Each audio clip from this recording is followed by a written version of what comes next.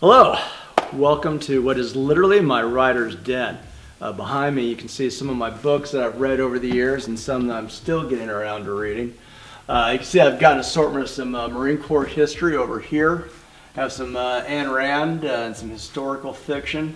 Got a lot of my Civil War history books over here. I've got European history in this area, and some military history I like to read, along with a little ancient history.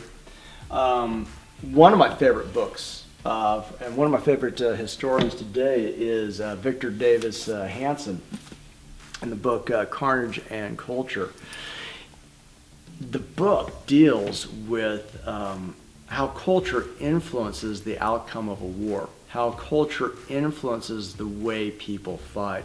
I've thought for years, as a historian, as I taught my history class, I would tell students, if you really want to understand a people, if you really want to understand what they value, what they cherish, what's important to them, study the way they fight.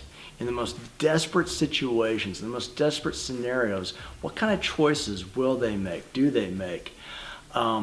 This tells you a lot about them as a people, what they value. And this comes across in the book Carnage and Culture. It starts with the ancient Greeks and works his way up to Vietnam, comparing how Western cultures, free people, self-governing people, fight kings, totalitarian governments.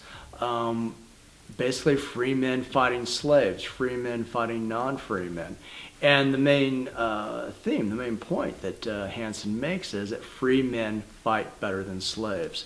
Men who have their freedom, men who have families, men who are fighting for their wives, their children, have more on the line than men that are fighting for the greater glory of some king or the greater glory of some dictator.